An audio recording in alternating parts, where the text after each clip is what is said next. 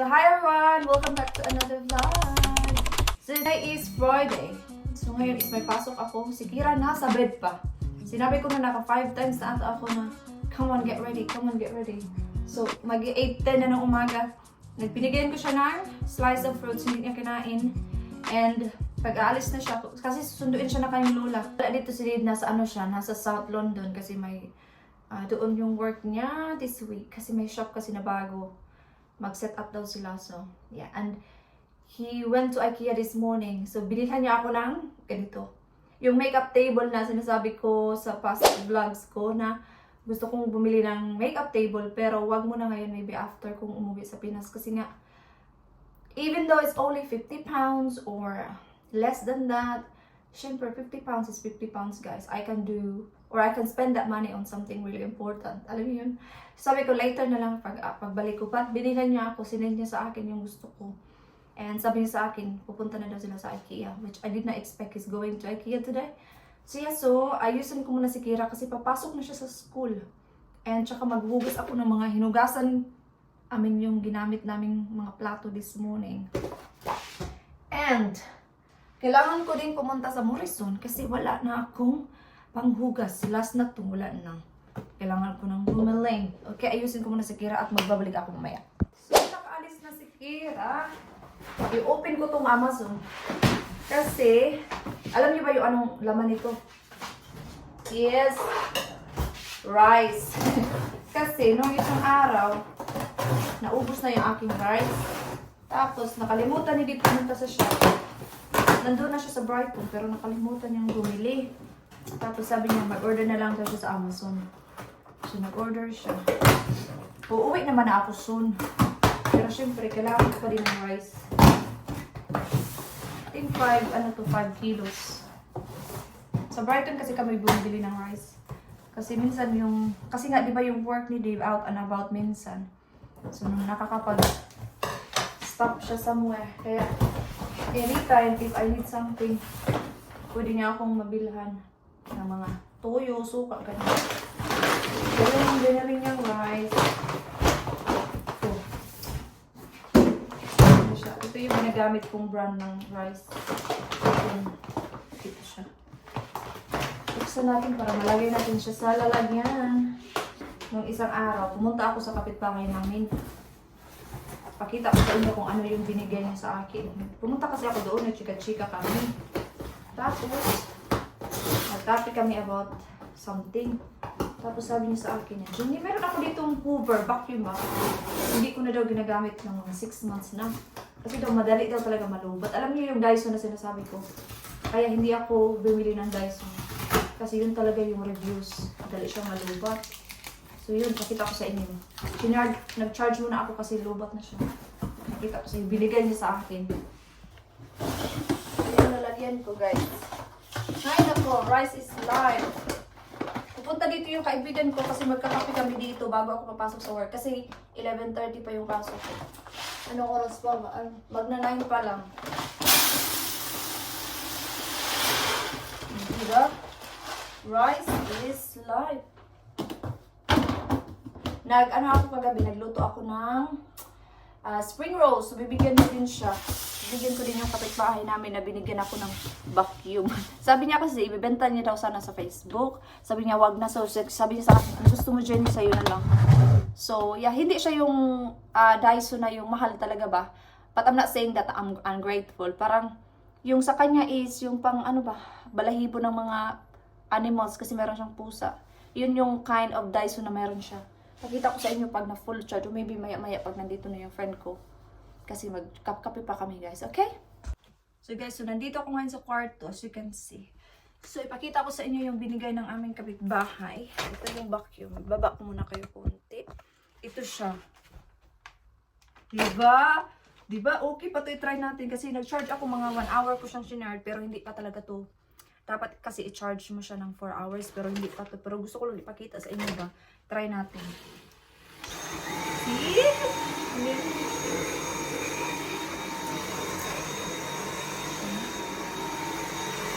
Diba? So, ayaw niya kasi sabi din niya talaga na madali din talaga malubat. Sabi ko, buti na lang talaga hindi ako bumili nito. Pero sabi niya, itry mo lang, Jenny. Pero sabi ko, pag madali talaga siyang malubat, sabi ko, i-post ko na lang siya sa Facebook. Pero, okay naman siya. Pero yung gagamitin ko talagang vacuum, pag talagang kailangan ko mag-vacuum is yung Henry. Pero ito, so far, pag malinis naman yung kwarto or yung sahig, ito lang, okay na to. Pero sabi niya, hindi na talaga maganda. Pero, who knows? Let's see. Pero at least, di ba, free na naman to. So, choosy ka pa ba? Di ba? Marami talagang mga free dito sa UK, especially pag sa Facebook. Ang dami. Nasa sayo na lang kung gusto mong kunin. Pero yung the thing is, kailangan mo talaga siyang kunin. So, kailangan mo ng van. Kasi yung iba, mga sofa, mga table, ganon. Kahit ako, nagbibenta ako sa Facebook. Ito, ibenta ko din to kasi dito ko ilagay yung aking makeup table. Pakita ko sa inyo. Diyan ko ilagay yung aking makeup table na binili ni Dave today. So, ayusin namin siya. Maybe sa Sunday, pag may time kasi. Pero alis kasi kami sa Friday. Nag-message na yung aking friend. On the way na daw siya. I-on natin yung mag-init tayo ng tubig. So, hindi pa ako nakapaghugas. Maghugas muna tayo. It's wet outside. Papasok ako sa work today, guys. Plano ko sanang papasok bukas. Pero sabi ko, I will leave it. Kasi nag-work kasi din ako kahapon at saka nung Tuesday. Work ako dun sa aking 6.5 hours nung Tuesday and 6.5 hours ako kahapon. Tapos today is papasok ako sa isa kong work. Tapos, relax naman, no? Mag-relax din tayo, no? Hindi yung work na lang din. And maybe magpapak ako ng aking mga dadalhin sa Pinas next week. Try ko magpack para alam ko talagang wala akong makalimutan lang. Although hindi naman marami yung dadalhin ko kasi nag-send naman ako ng LBC ba? Diba nagpa-LBC ako yung balikbayan box. Nasa Pinas na siya. Siguro next week siya i-deliver sa bahay. Magbablog ako pag nandun ako sa amin para makita inyo. Pilang kami ng aking friend, mag-chika-chika, ganun. Kasi mayroon din siyang ipadala sa Pinas, sa Cebu. Taga Cebu kasi siya. Mayroon siyang something para sa kanyang kapatid sa school daw yun. Parang calculator, parang gano'n. So, hindi naman yun mabigat, so okay lang. Tapos pagbalik ko, maybe mayroon na akong result sa aking citizenship, no? Who knows? Baka may result na talaga yun sa April. Napaka-snooty ng aking ilong. Parang akong sinisipon. Tapos, meron naman na akong outfit. Diba, alam niyo yun kasi nag-order ako ng many outfits. Hindi talaga siya kasya. Buti na lang, may nag-kasya na talaga. Kasi nga, maliit nga talaga ako. Guys, size 4 lang ako dito sa YouTube.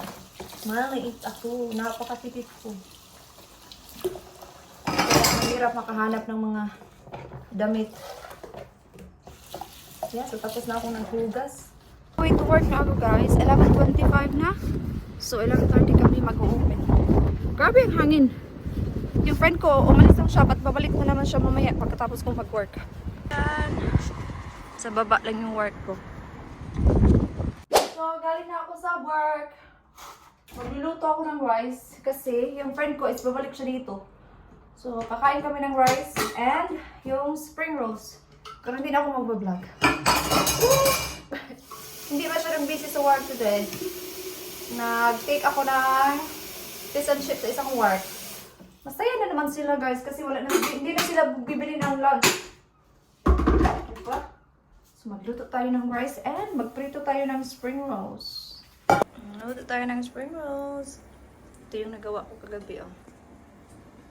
Time check, it is now 6:24. Nang hapon, kaalis lang ng aking friend. Chika-chika, tapos kumain kami, nagluto ako ng spring rolls, tapos bumili kami ng luto na chicken dun sa Morrison. Tapos nagluto ako ng rice after kong mag-work. Yun, tapos chika-chika kami, din pumunta din yung isa kong friend din after din mag-work. Pero umalis na siya kanina pang an hour ago. So ngayon, isang na ako ng mga kinainan namin sa lunch. Si Kira na doon sa sala, nanood sa kanyang tablet. Si Dave kasi bukas pa yun ang uwi. So, after nito, ano ko na si Kira yung bath niya para makaligo na. para maka-edit din ako ng vlog na to. Kasi i-upload ko to sa Sunday. And hopefully makapag-vlog din ako this weekend, no? Or mag-vlog siguro ako bukas. Para may ma-upload ako next week. Yeah. Next weekend is mag-pack na ako ng aking mga damit ba para sa pag-uwi ko. Para alam kong wala akong makalimutan. Hindi naman talaga ako totally excited. I mean, okay lang. Siguro pag nandun ako sa Philippines, baka maiba na. Kasi nandun na yung aking, family. Yung nga, sabi ko nga, mag-vlog ako doon. Para pagbalik ko ng UK, meron akong memories. Pag gusto kong panoorin, gano'n.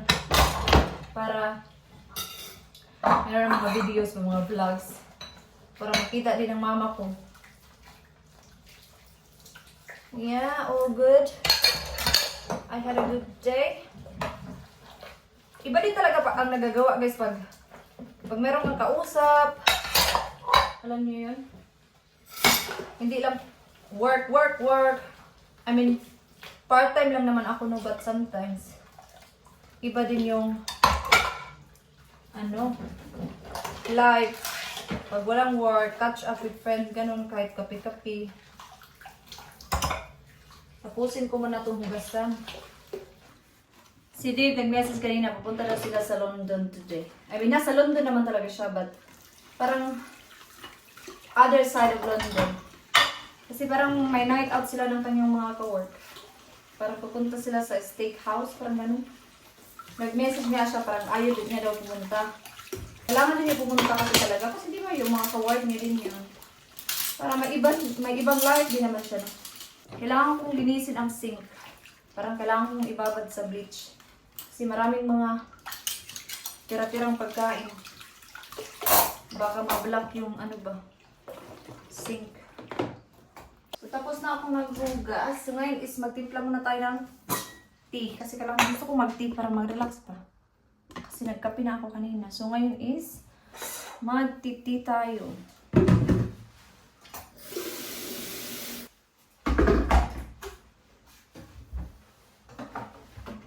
Ito siya. Nighttime.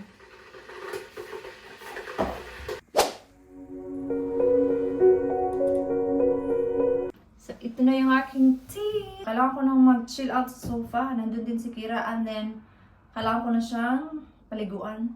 And then ako din, kailangan ko na din mag-remove ng aking makeup, and that's it. So thank you so much guys for watching this vlog, and I hope to see you guys on the next one. Bye-bye!